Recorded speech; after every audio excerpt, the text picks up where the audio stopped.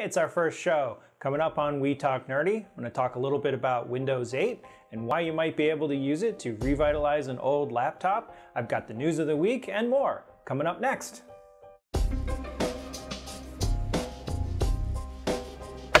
We Talk Nerdy. WeTalkNerdy.tv is sponsored by UBU Enterprises, specializing in custom business website design, social media marketing, and online branding strategies for companies and products. Hello everyone, and welcome to the very first episode of We Talk Nerdy. I'm your host, Dave Larson. Thanks for watching.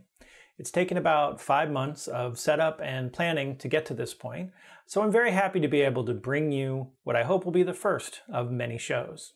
I'd like to start off by introducing myself.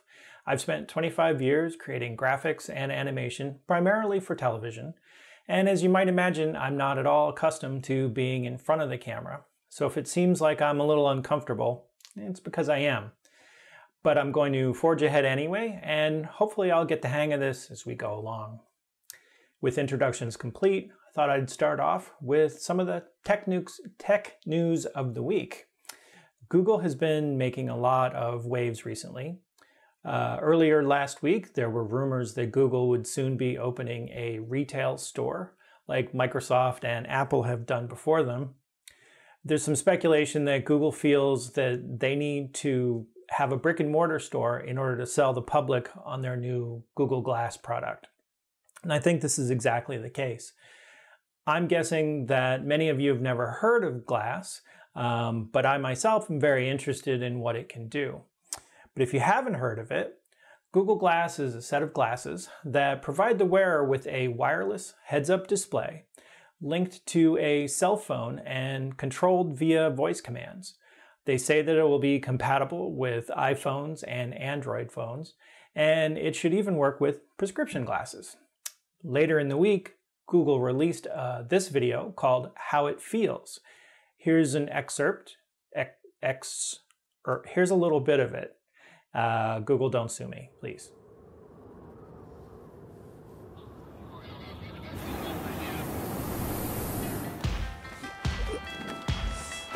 Okay, Glass, record a video. This is it. We're on in 2 minutes.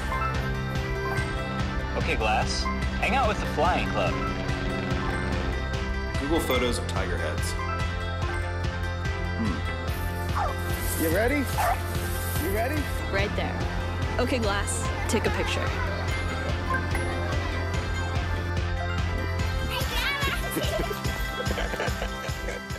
There's a link to the complete video and more on our website. The video goes on to show how a Glass user can record video, send a text message, create a Google Hangout, look at photos, take a picture, get turn-by-turn directions, do a web search, and even do language translation. I think that the video is really compelling. I have to say, I think it looks really, really cool, and I would love to get my hands on them. However, Google right now is only offering them to select developers, and they cost a whopping $1,500. That's a little out of my price range. There's been a lot of speculation that Glass is going to have to overcome a social hurdle. People won't wear them because they look dorky or because of privacy concerns. In that theoretically, someone could surreptitiously record your conversation with their Glass and you'd never know. It remains to be seen how the public will respond to Glass. I think that being able to try them out in a Google store will help a lot. Like I say, personally, I would really want a pair, but not for $1,500. However, Google has said publicly that Glass will go on sale by the end of this year and that it will cost less than $1,500. But they haven't said how much exactly it's going to cost, so that remains to be seen. Near the end of last week, Google's co-founder Sergey Brin showed up at an Oscar party wearing his Google Glass, and he also gave a talk at the TED conference claiming that cell phones were emasculating. I don't know about that, but it is his job to help sell Glass, and I guess that's what he's doing. I myself am really looking forward to getting a chance to go to a Google store and play with them. Also in the news, the 6 strikes rule went into effect last week. The MPAA, that's the Motion Picture Association of America, and the RIAA, which is the Recording Industry Association of America, teamed up with the 5 biggest internet service providers in America to push forward what they call the 6-strike rule, aimed at reducing online piracy. They're calling it the Copyright Alert System. When they failed to stop online piracy with the SOPA Act, the RIAA and the MPAA, they're now trying to go after individuals who share copyrighted materials via BitTorrent. According to torrentfreak.com, internet account holders will be warned if their connections are used to commit copyright infringement, and after 5 or 6 warnings, internet service providers may then take a variety of, quote, repressive measures, unquote. What exactly is meant by repressive measures is not entirely clear. This could run the gamut from a reduction in download speeds to restrictions on your browser. Reportedly, none of the internet service providers are going to actually disconnect people who are caught infringing copyright. But again, I wouldn't put it past them.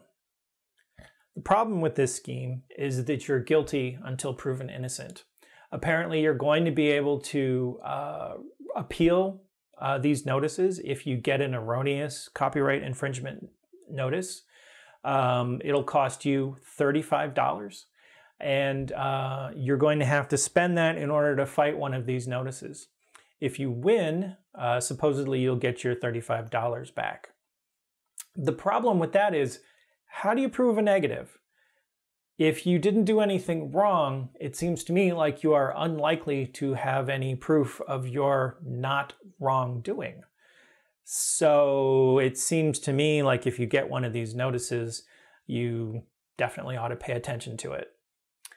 Now, if you've never heard of BitTorrent and you don't use BitTorrent, you shouldn't have any problems, right? Well, it's still possible that you could run afoul of the copyright alert system, and here's how. When someone shares something on BitTorrent, that person's IP address, which identifies them uniquely on the internet, is associated with the file that's being shared. That IP address can be traced back to the internet service provider that owns the IP address, and then the internet service provider can trace that IP address back to the person who's sharing the file. Sounds simple enough, right? But it's possible to use a different IP address by using what's called a virtual private network, or by simply using your next door neighbor's open wireless connection. So pirates are going to find a way to continue pirating, no matter what the RIAA or the MPAA thinks about it. Pirates are going to keep on pirating, and your average user is going to be afraid of BitTorrent, which is exactly what they want. The IRAA and the MPAA would be better off spending their time trying to make it easier for people to get the music, movies, and TV shows that they want. If iTunes has done nothing, it's proven that people are willing to pay for the stuff they want as long as it's got a reasonable price and they can get it when they want it. Now, I hope you'll forgive me for going off on a tangent here, but we use BitTorrent here at WeTalkNerdy. Not everything on BitTorrent is pirated. BitTorrent allows me to share WeTalkNerdy with the rest of the internet using peer-to-peer file transfer. Basically what that means is that I share the file with you, and you share it with other people who are interested in seeing the show.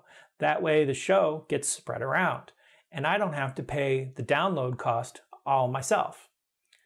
And there is absolutely nothing illegal about it. We Talk Nerdy is a Creative Commons licensed show.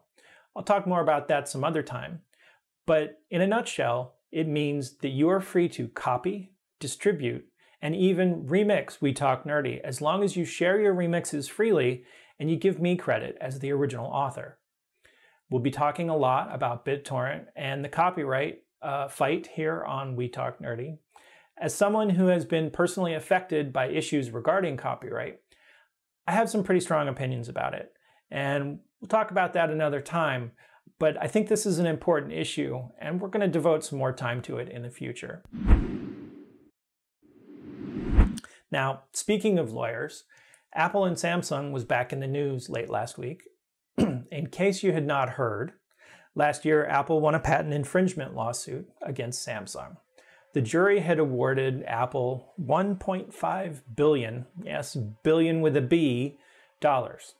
Now, according to Forbes magazine, Judge Lucy Koh, who's been overseeing the case, has reduced the damages to a mere $599 million.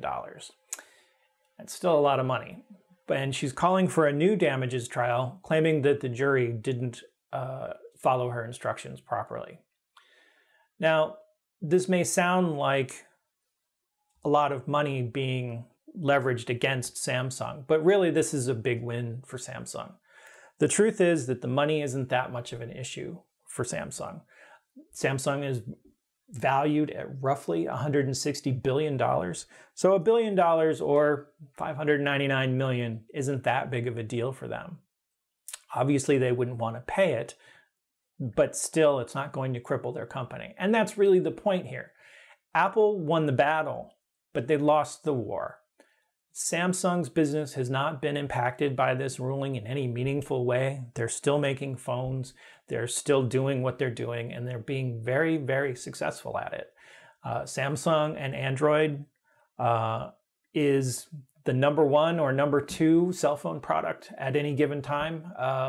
Apple and Samsung are the big two. They're fighting it out, and this hasn't really helped Apple in any way, and it hasn't really hurt Samsung in any way. So it's all kind of a moot point. Unfortunately, this is not the last word. Both Apple and Samsung have numerous lawsuits in other countries that are still being decided. So this really won't change anything. Again, Apple and Samsung are going to continue to do business the way they've been doing them, and we're all just going to have to move on. In the end, as usual, it's the lawyers who win. They're the ones who are making all the money off of this. Now I'd like to talk a little bit about Windows 8. Maybe you've already upgraded, or maybe you've heard some not very good things about Windows 8, and I thought I would try to clear things up a bit. First, let me start off by saying that I don't think Windows 8 is bad. In fact, I do think there are some good use cases for using Windows 8, and I'll talk more about that in a minute. However, I don't think that Windows 8 is something that the average person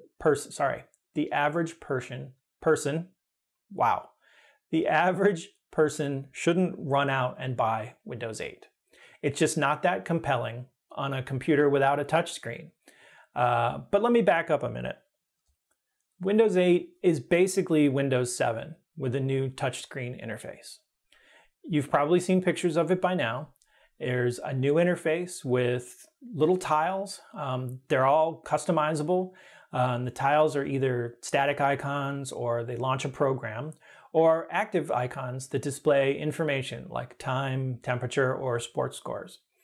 The active icons are analogous to the widgets that Android users are familiar with on Android phones and tablets. This is a new interface for Windows, and it's meeting with some resistance from users, partly because it's new, and people are pretty comfortable with the way Windows used to work, and partly because Windows did one important thing when they introduced Windows 8. They took away the start button that most people were very familiar with. So here's the bottom line. You don't need Windows 8 unless you have a touchscreen that you want to take advantage of, or you're upgrading from Windows XP or earlier, or you have older hardware that might take advantage of some of the optimizations that Windows 8 offers. In that case, then you might want to consider Windows 8. The good news is that if you have Windows 8 already and you don't care for it, you can customize it so that it behaves more like Windows 7, including putting back the start button and taking away some of the things that people have grown uncomfortable with Windows 8. I'm going to show you how to do that in just a moment. So why would you want Windows 8?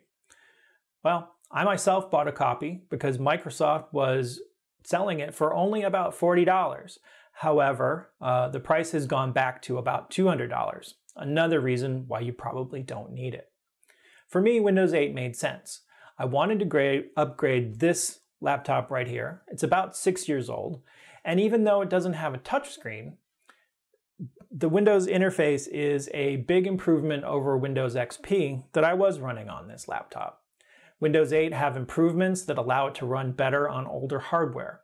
It uses less system resources, it makes better use of graphics cards, and it starts up and shuts down faster.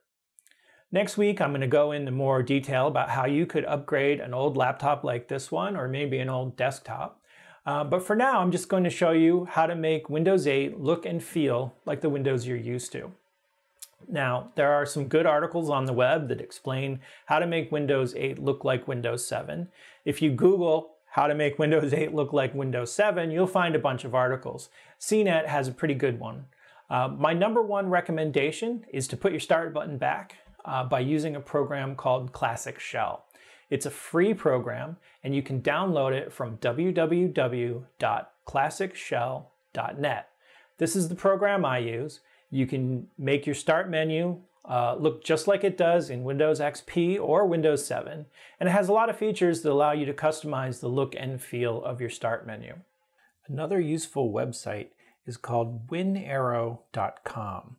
They offer several interesting programs for tweaking your Windows 8 setup, but one of the most useful ones is called Skip Metro Suite, and it will allow you to skip the Metro programs altogether and go directly to the desktop, and you won't have to deal with the Windows modern interface. Now, one of the last things you're going to want to do to make your Windows 8 experience seem a lot more like Windows 7 is you're going to want to make sure that Windows doesn't use any of the modern UI applications to open your files. For example, on the desktop here, I have a picture of a kitten, and if I double click on it, Windows is going to open it into the photo viewer that's part of the modern UI. I'm not really interested in this, because I'd just as soon use the old photo viewer. So what you have to do is tell Windows which default program to use when opening files. So I'm going to go back to the desktop here. And what I'll do is right click on the picture of the kitten, and in the context menu that pops up, I am going to use Open With, and then I'm going to select Choose Default Program. When I do that, Windows is going to give me a list of items that I can use to open JPEGs with, because this is a JPEG file.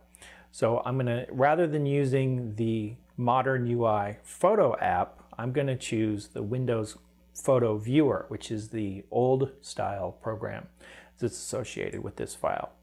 So from now on, when I open the picture, any JPEG, it's going to open in the Windows Photo Viewer that I'm accustomed to, that's similar to the one in Windows 7. As I mentioned, next week I plan to go into more detail about how you can use Windows 8 and some relatively inexpensive hardware upgrades to breathe new life into an old laptop or aging desktop computer. So be sure to tune in for that. Finally, I have an email from Jackie C. in Florida, and she writes, I have an HP touchpad that's been modified to run Android. I bought a screen protector, but it doesn't stick. Can you suggest a good one? And I sure can. I have a screen protector that I've been using on my Nexus, and I really like it a lot. But before I go into that, I thought I'd talk a little bit about the HP touchpad, because it's kind of an interesting story. The HP touchpad has a somewhat checkered history. Most would consider it a failure, probably even including Hewlett-Packard. According to Wikipedia, initial sales of the touchpad sold only 25,000 out of 270,000 units. They said, quote, it didn't meet with HP's expectations, unquote. It's a bit of an understatement. Anyway, it didn't sell the way HP hoped, and in the fall of that year, in order to clear out their inventory, HP lowered the price to $99, at which point people promptly went crazy. Most retailers sold their remaining stock immediately, and the result of that fire sale actually caused HP to order another production run to fulfill some of their obligations to their suppliers. The touchpad originally shipped with an operating system called WebOS, which some people love and some people hate. But for the most part, there aren't really very many applications that run for WebOS. Well, apparently, there is a cottage industry on eBay built around people modding the touchpad to run Android. With Android running on it, it's a much more attractive tablet. I've seen one of these working, and it's actually a very nice tablet, and it's pretty competitive with some of the newer tablets like the Nexus 7. I think the Nexus 7 is slightly better, but it's also a 7-inch tablet as opposed to the touchpad, which is a 10-inch tablet. Anyway, history lesson aside, I recommend screen protectors made by ArmorSuit. They make screen protectors for tablets, cell phones, cameras, and so on. It comes with a lifetime warranty, and it's created from, and I quote, scratch-proof, ultra-tough, military-grade material. ArmorSuit Military Shield is made from the same protection film material used to protect military aircrafts, helicopters, and the space shuttle. So it's pretty good material. It comes with step-by-step instructions and a video. I've used this material on my own Nexus 7, like I said, and I highly recommend it. Okay, I'm going to take you step-by-step through how to apply the ArmorSuit Military Shield. First of all, you want to start off with your device. In this case, I've got my Nexus 7. Make sure that you take the included cloth and clean off all the fingerprints and any dirt or grime that might be on the surface. Make sure that you turn the device off completely and take out the battery if possible. I've already done that. The Armor Shield comes with a small bottle of liquid. You're going to wash your hands, and then you're going to spray this on your fingertips. So you just take the bottle and apply the material to your fingertips like so. Now you want to spray the military shield while it's still on the adhesive. So just again, take the spray bottle and apply a nice even layer to the shield. Now with your fingers moistened and one side of the shield wet, you want to peel it off the backing and keep in mind which side is the adhesive side and which side is the non-adhesive side. And you're going to apply another layer of liquid to the other side. Make sure that it's nice and even. Once you've got that, you take your device and apply it to your device with the adhesive side down. So as it turns out, I didn't plan this sequence very well. I did this demonstration after I had already applied the ArmorSuit protector to my device. So as you can see here, it's the wrong size and I have to peel it off my tablet. So just pretend that I applied the screen protector, and I promise I'll try to do better the next time. You're going to be able to move it around since it's a wet process, and you can position it exactly where you want it. Next, you're going to take the squeegee that comes with it, and you're going to remove the moisture by starting in the center and working your way out to the edges. This will help you get a nice even seal, and you just squeegee out any of the liquid or bubbles so you get a nice even surface. Once you've done that, you can soak up any excess moisture on the edge that might come out on the edges and with the cloth, and that's pretty much it. 24 hours later, this will dry and you'll be good to go. This is a screen protector I use on my Nexus 7. I really like it. I think it's a good product and I recommend it. You can find a link to it in our show notes for this show. Well, that's it for this week. I hope you enjoyed the show. This is our first show and I'd like to end it with a personal appeal. If you enjoyed the show, please help us spread the word. Visit our website, like us on Facebook, or follow us on Twitter. Introduce us to the other nerds in your circle so that we can reach a bigger audience. I thank you, and we'll see you next week on WeTalkNerdy.tv.